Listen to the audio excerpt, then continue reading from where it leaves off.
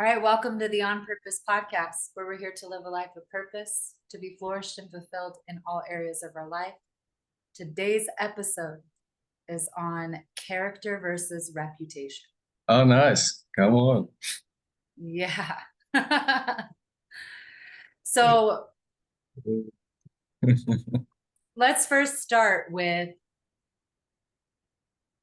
reputation. Yes, let's. I was thinking the same thing. All Let's right. go with the biggest, most half of my life. Yes, reputation. Yes, yes, yes. Um, should I just should I just go? Yeah, just let it rip. All Let it right, rip. here we go. So just checking before I launch, man, so the first part of my life was all about reputation until probably I was about, I don't know, 40 something, 50, something like that. And reputation is the interest and the cultivation of how people see you. Oh, I want people to see me as a good person. I want people to see me as a moral person. Um, but I noticed it actually starts before that. So I can remember in grade school not getting good grades. Um, And I don't remember like who said what, but I remember the conversation, which I was a part of, was that I was just sort of average intelligence, average smart. And that was true for me um, until it wasn't.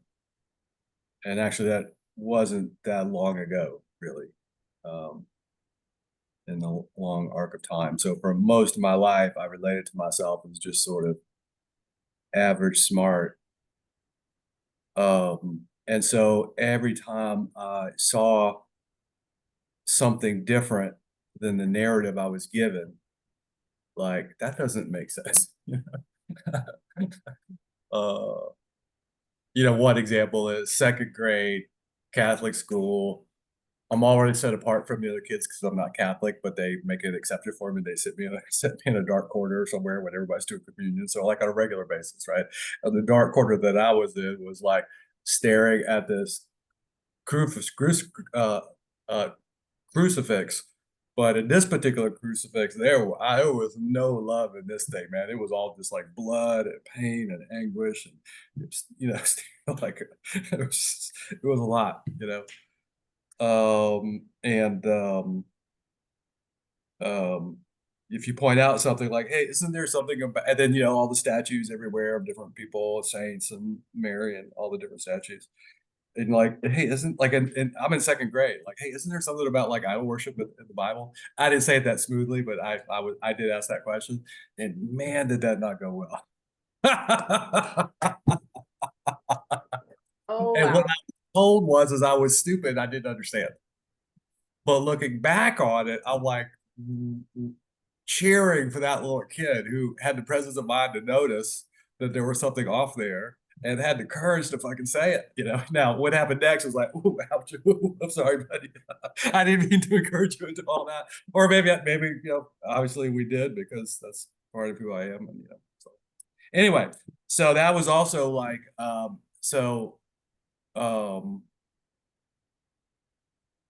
one gets a reputation by speaking out. So one way to manage your reputation is by not saying that truth. Like, so as I got older, I learned it was a really bad idea to actually reveal what was going on the inside. What do you think? Oh, well, hold up. Let me calculate how to not get let me calculate how not to see the wrong thing. Because also once you've revealed that you've seen the thing you're not supposed to see, then that's even worse. You can't undo that. So somehow that's tied into reputation, like on the negative side, that just really came through real strong. Like there's the bad reputation and there's a reputation you're trying to avoid, and you mute yourself and edit yourself and shrink yourself and contort yourself and back yourself up and retreat and shape shift and cross your own boundaries and cross your own lines and let people take advantage of you. The reason you do that, even though it clearly makes no sense, is that you don't want to lose your reputation that has you be wherever you're at in life. If your spouse sees you this way instead of that way, he or she might leave you, right? So there's that kind of reputation. So I got to make sure they see me as an honest, good man, or whatever. And then there's a reputation that first came to mind when you said, he's a good guy, great at his career, whatever. And so a lot of my life was centered around winning, uh, in the most egotistical way, like fame. Not fame, fortune. Fame was never really my thing, but definitely fortune and respect of my peers. It's not even respect of just anybody. It's respect of people who actually can see what the fuck I'm doing. So a lot of my life was centered around that, and that's all great. It's great. It is what it is. Part of what it is it's a drive to for me. It was a drive towards excellence and being good at stuff. So that's all super great. But it was also heartless and loveless, and you know,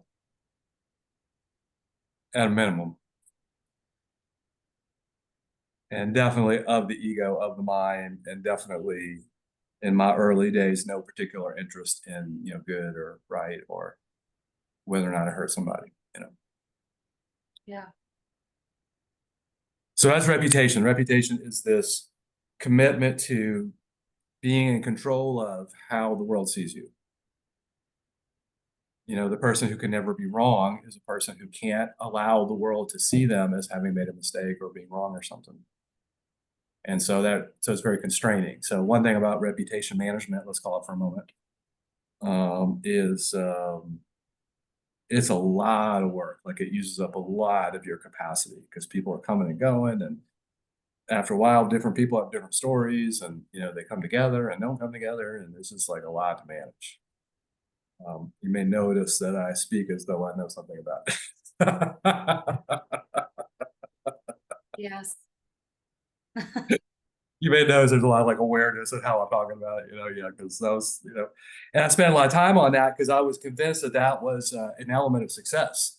Like, I had to be able, I was in professional sales and business and that kind of stuff for a while, and executive recruiting, and uh, I was absolutely living inside of a world in which my success depended upon how everyone around me saw me.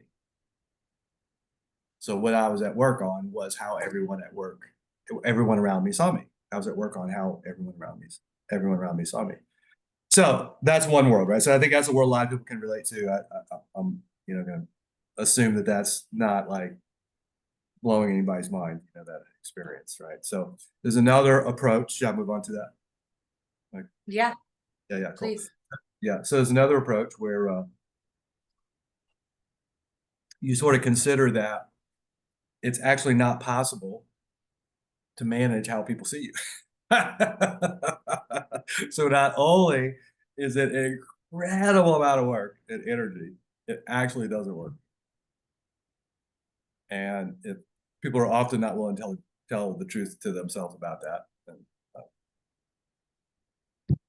and me included.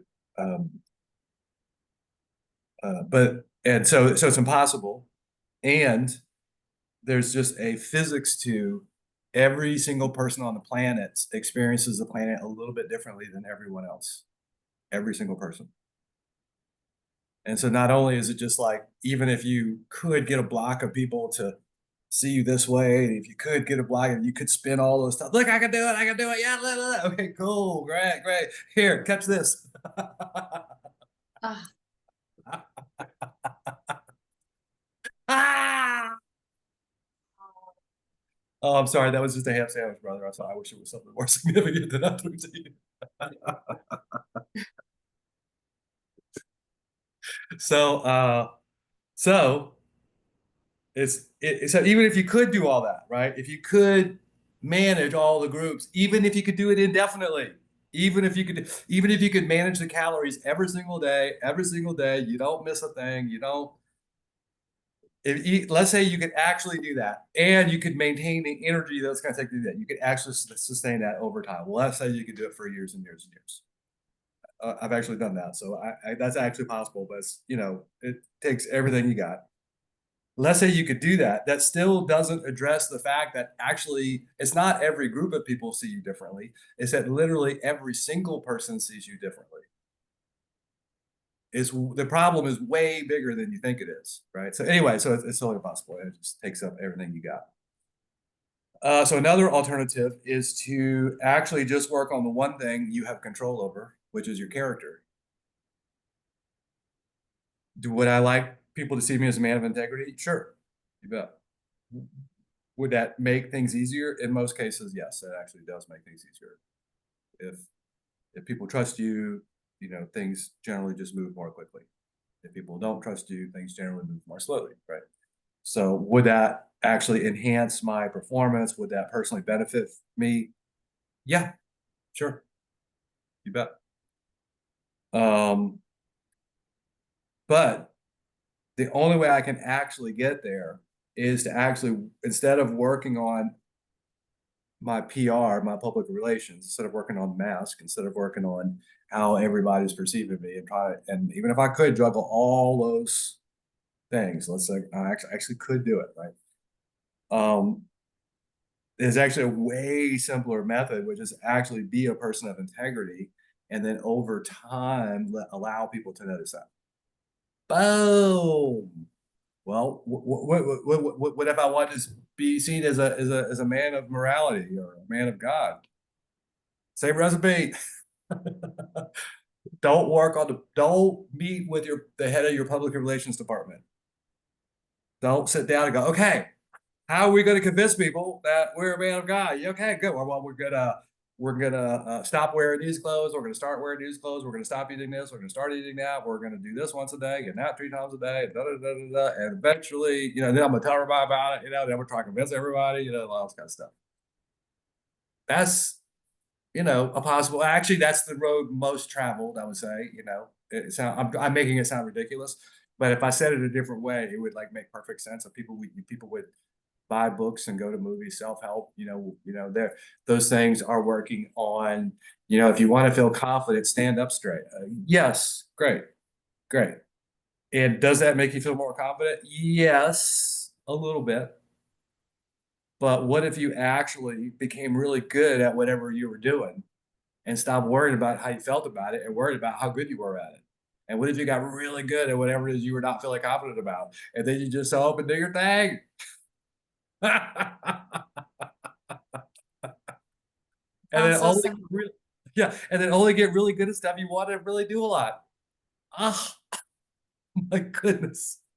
And then you will find yourself doing a really lot of things that you really like to do and doing it really well and not giving a hoot. In other company, I would use a different word. What people think is way easier, is way more fun, it's simpler, it requires less attention, fewer calories, less random access memory, and it has an added bonus that the other team doesn't have. It actually works. Now, it doesn't work overnight, but over time, it does work. If you just simply be the thing you would like people to notice with no concern for whether or not they notice, and you begin on day one as though you're going to be that for the rest of your life. I'm going to be a man of integrity. Great. I'm going to be a man of integrity for the rest of my life. And I don't care what anybody thinks. I don't care if anybody ever notices. And I'm going to do it for the rest of my life. And this is day one. Boom. That's the state change. And people will notice the state change in you when they do. And the people that don't notice, maybe they're not your people. There's a whole other conversation right there. Wow. I'll pause there. Um,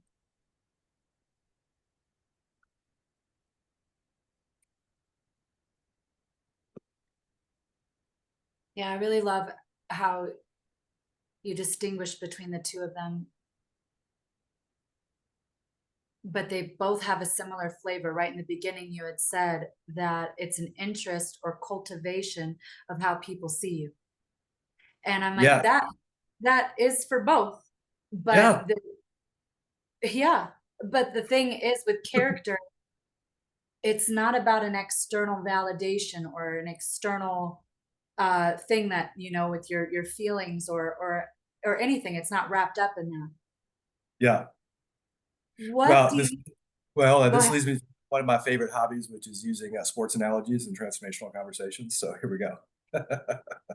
Shoot.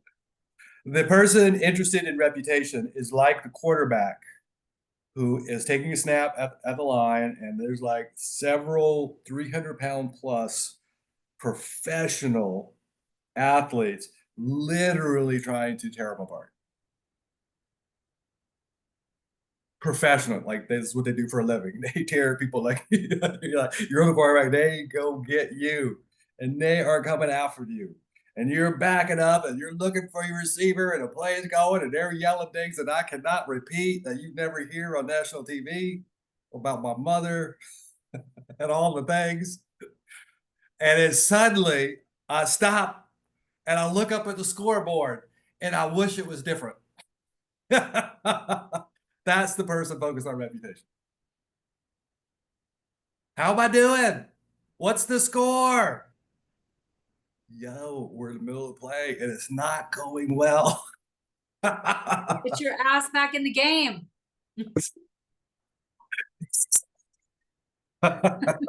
Alternatively, alternately,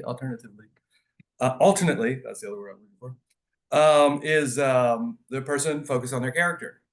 Same scenario, quarterback, back it up. These dudes are coming for you. They are not smiling. They're not saying nice things. And as you're looking for that quarterback, you all of a sudden have this deep sense of being grounded and present to everything that's going on around you. And you're feeling the play and you're moving with it and you're making the adjustments and you're everything is slowing down because your attention is so great. Everything moves into slow motion.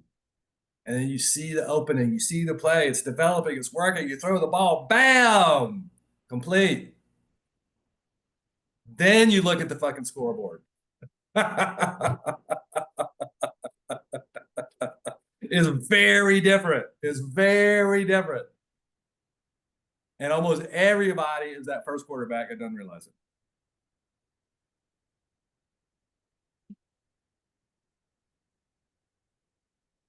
I'll rest my case. Yeah.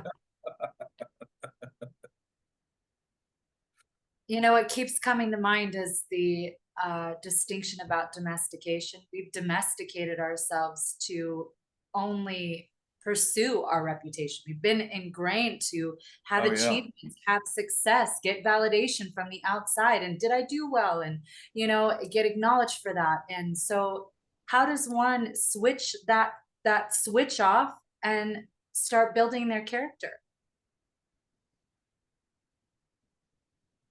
Um,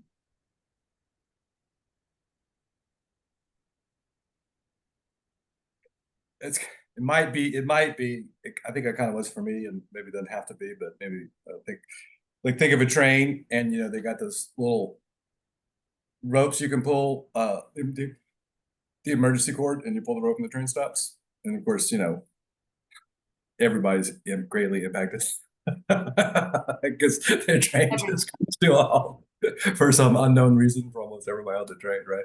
I think it's kind of like that. Mm, Pull the cord and just boom. Because you can't care at all what people think. It's got to be all of it. So here's a rabbit hole.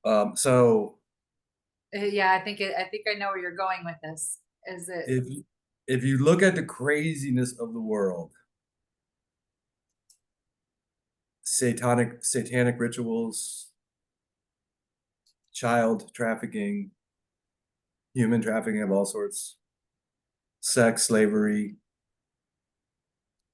gangs, running cities and countries, warlords essentially. Um, People being lied to, like at the level of the whole planet, but for sure, like at the level of countries. Like I grew up in the United States, and I thought the news was basically a good thing to let me know what was going on in the world. Like, oh, I get the like I felt like I was doing something. I was being responsible to stay up on current events.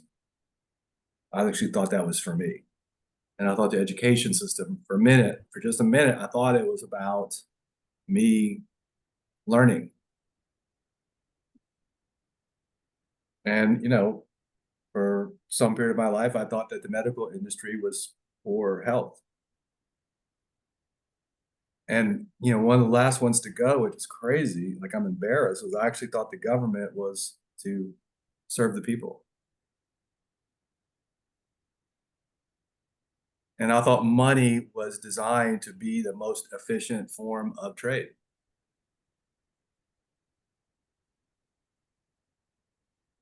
And I actually thought the history books were written with an eye towards an accurate retelling of history.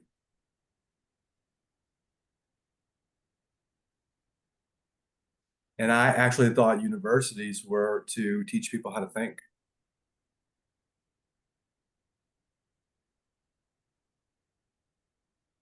And I could go on.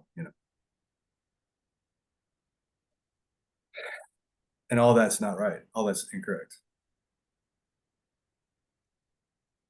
People watching this might agree with some of that. Probably most people will agree with some of what I said and not other what I said. But I think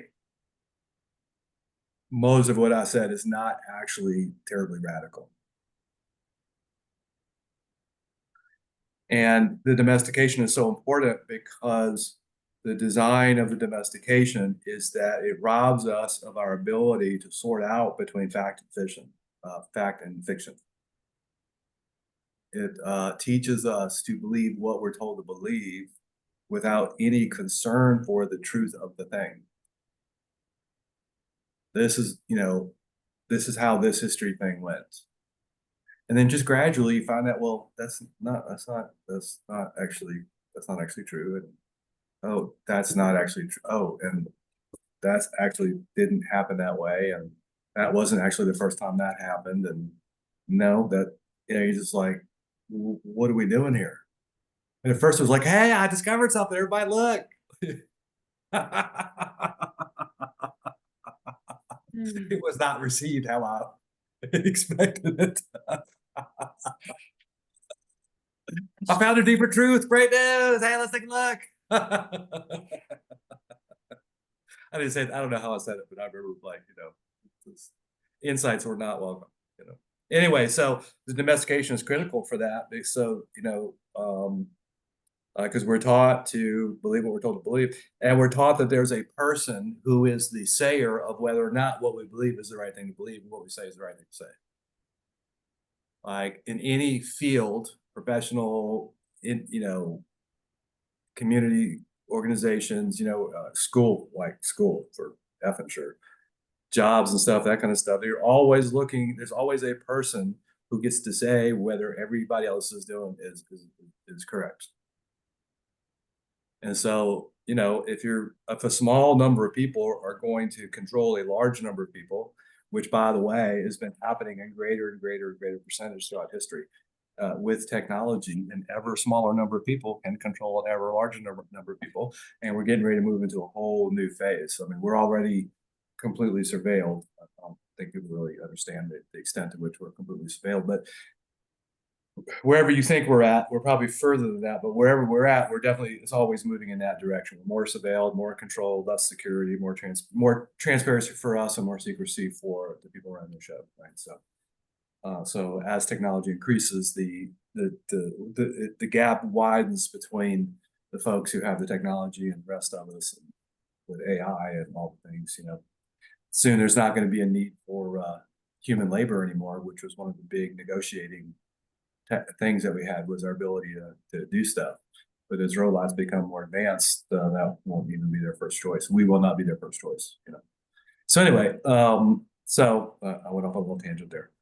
Oh yeah, no, it's actually totally related. So in order for all that to be happening at the rate that it's happening and like out in the open, and anybody who could like kind of like wipe the fog off the lens can begin to see that everything is upside down and backwards from the way you were told, right?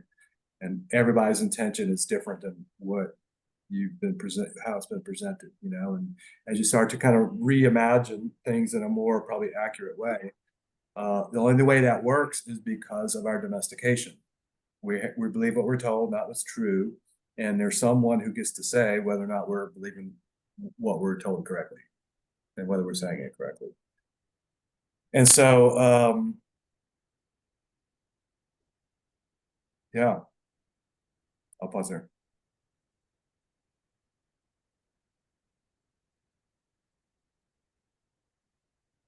I really feel like with this conversation is the next distinction is caring enough not to care. Mm, mm, I feel like that's really tied into building one's character. mm. And when you're getting rid of your reputation, you have to care. That's really beautiful. Yeah, so can you distinguish caring enough not to care with all that Yeah. stuff going on in the world, with all this, Yeah. like, Right. Right. Right. yeah. So, so, uh, so the reason people are freaked out about their reputation is because if the wrong person sees that you're doing it wrong, there are big consequences. In Canada, people had their bank accounts canceled, and that kind of stuff, right? So there's big consequences. It's always been that way. So that's tying up the domestication into the reputation management, the obsession of how people see you all the time. And there's a practical aspect of it that the wrong person sees you the wrong way, you're in big trouble. So then as we move into caring enough not to care, that is someone who has moved beyond being steered, being navigated by other people's perceptions. So once, first there's independence. There's no, I'm going this way no matter what anybody says. And then there's interdependence. No, I'm going this way because this is my role. This is my contribution to the community. This is my contribution to the we. And so therefore I'm going to do that. And then there's navigation by love or by God's will, maybe a covenant you have with God to bring heaven on earth, perhaps, or to be the source of light, love, and connection, perhaps, or whatever. And the reason most people can't or won't or not living inside of that kind of purpose is because they care too much about other people think. And so to have courage to be someone who is choosing not to care what other people think and to model that for others, which includes not caring what your friends and family think, allowing them the freedom and the sovereignty to think whatever they think and relate to it as though it's none of your business. By the way, a really good reason to do that is because it's actually none of your business. The first really good reason to relate to what other people think like it's none of your business is because it's actually none of your business. And that might sound a little offensive to you, which will be even more interesting in just a moment. Because if you flip that around, is it other people's business what you think? Heck no. Oh, well, isn't that revealing? It's none of their business what you think, but it's absolutely your business what they think. So caring enough not to care is like sticking your neck out, going against the grain, pissing people off. Because, people get pissed off until they get, oh, he cares so much. He's not going to follow me into the trauma. He's not going to follow me into the dysfunctional conversation. He's not going to debate bullshit with me. He's not going to wrestle with pigs because he's going to get covered in mud and I'm going to love it. And one starts to think, wow, maybe I could be someone who cares enough not to care, and on it goes. But it's an expression of sovereignty.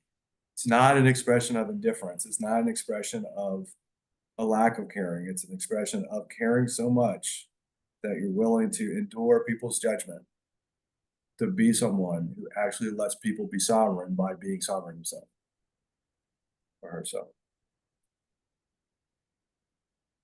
Wow. Yeah. John was I mean, I had never seen it practiced to the extent that I see that John practices it. What does that look like for the people watching? What is sovereignty? What is what? Sovereignty. Sovereignty. Yeah.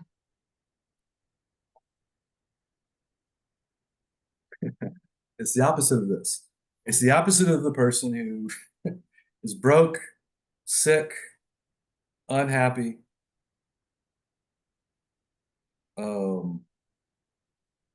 just in several dysfunctional relationships with no connection to God, who wants to be of service. Because that person doesn't have themselves yet. And by the way, that person is most people. And it may not be all of those, but most people have several of unhealthy, unwealthy, unhappy, unrelated, unconnected. And so the only thing that person could possibly give away is what they have. And that's of no service, in my opinion.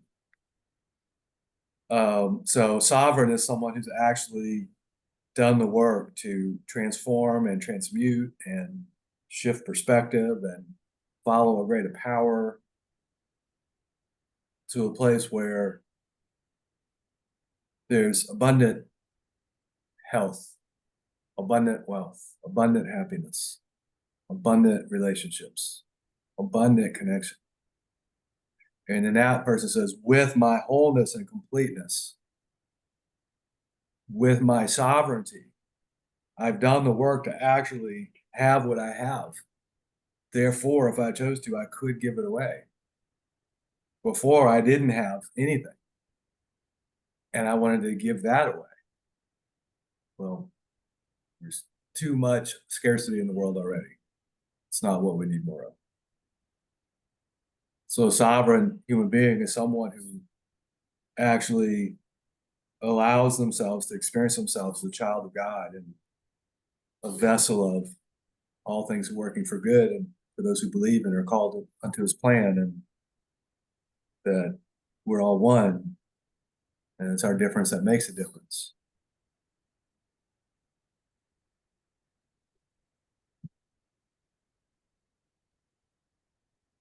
So sovereignty is someone who's allowed themselves to experience all that and that's it, right? And from sovereignty, you could then choose to be someone who abundantly flows that into the world. You could choose to live a life of service. You could choose to live a life of purpose. But that option is not available to you until you have sovereignty, until you actually have yourself. So that feels pretty complete. It does feel very complete. What's coming through is a couple of different podcasts that we had shared. One was on principles and values. And I feel like that's a really good one to distinguish like where to start with your character. Is those things. And how you start to tie the episodes together. Come on. Yeah. There's a few of them in there that I'm like, wow, that's we should definitely do a little course with string them together in some kind of way that, anyway, go ahead, sorry. Yeah, yeah. I really like that because then it can give like a guideline and and source for it. Yeah. Yeah. There's still there's something so beautiful about what you said about finding yourself. Like, you're worth it. Like, you are worth pursuing yourself. You are worth finding yourself. You are more valuable than you think that you are, and you are so important and so impactful to this world. And you deserve to be someone of character, to choose to be someone of character in this world. I want to drop in a little blessing there. I was Yeah. someone who didn't believe that. I didn't believe I was worth it. I didn't know what people were talking about. I was sure people didn't know what they were talking about because I thought I knew everything. So if I didn't know what they were talking about, they didn't know what they were talking about.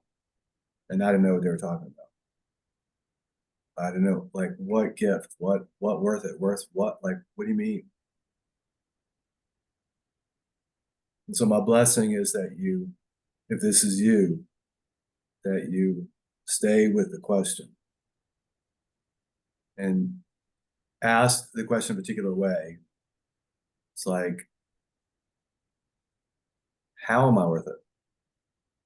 And start to be someone who answers that question. How am I worth it? And start to notice throughout your day how you're worth it. And if you have received God and or Jesus, then you could start to reflect on how worth it you are to your Father. Like, you're a big deal. And it might be time to honor that.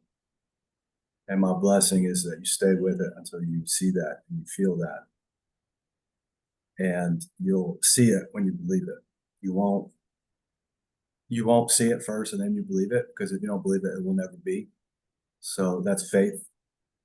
So I invite you to, I invite upon you the blessing of faith, and the faith in yourself, and the faith that you're worth it, and the faith that if you'll just stick with it, if you'll just allow yourself to experience what you get to experience, if you never give up.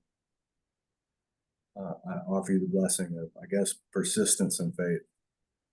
And do go all the way to the back of the cave and turn the light switch on before you come out. And then be free, and then pass that along, pass that forward. Thank you. Thank you, Kirk. Thank you for everyone that's watching. And just to add to that, there's nothing that you've done, there's no darkness that's great enough that can't be forgiven. You are loved. And he says you're mine. And he loves you very much. And he accepts you just as you are. Thank you for that beautiful blessing. I really received that. You got me all emotional. Me too. I got me emotional. Yeah. It's okay, to not be okay. And the greatest gift that you can give yourself is to lose control and let it go. So you can see who he created you to be, who your true self actually is. So yeah, I pray that you go the distance, that you endure all of that, and there is a light at the end of the tunnel. So thank you, Kirk. Thank you for this beautiful message.